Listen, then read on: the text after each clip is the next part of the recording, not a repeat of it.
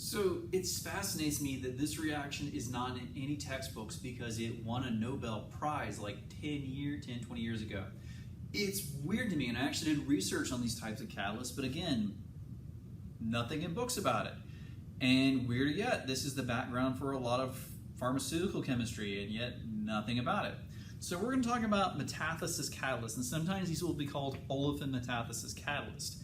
The olefin just refers to an alkene, but the metathesis here is the cool part of the reaction. So there are a variety of metathesis catalysts.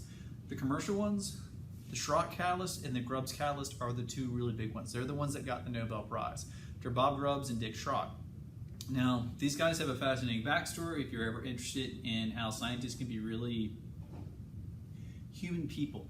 Go look at the big story, and then the big thing is Bob Grubbs, Dick Schrock didn't like each other for a long time.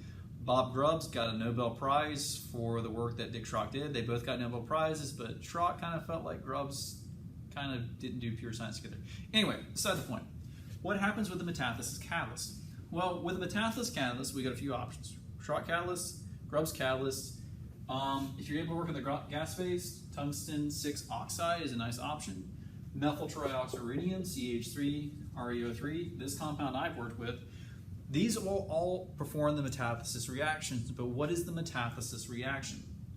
The metathesis reaction is we're going to have two different alkenes. Now, I'm going to designate R1, 2, 3, 4, 1, 2, 3, 4, but we're going to have the black and the blue.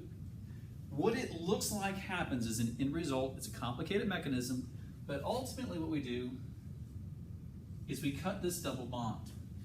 And the R3 and R4 will stay together, the R1 and R2 will stay together because they're on the same side of the double bond, but we can attach them to either ones of the cuts. So we're going to get 4 combinations here.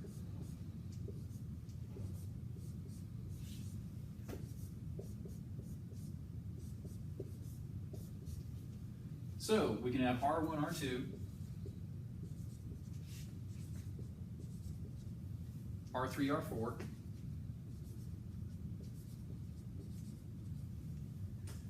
and based on the blues, we can have R1, R2, R3, R4, R1, R2, R3, R4. And we can have these in any arrangement. So one doesn't necessarily have to be across to the other. We can have an R2. But we'll get all different combinations. But it's basically like if we took a pair of scissors and we cut the double bonds and we reattach them to the other double bond. Now, the nice thing about the metathesis reaction, this reason this whole thing got a Nobel Prize, there is no other way to do this. But this is a very synthetically useful reaction. So let's say you have something like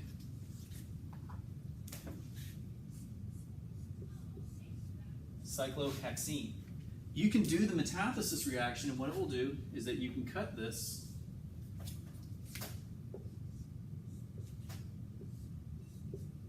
and connect it to other cyclohexene groups. So we get polyhexene. But this is the metathesis reaction. Now, it does get complicated because the number of possibilities you can get. Sky's kind of limit in terms of your imagination.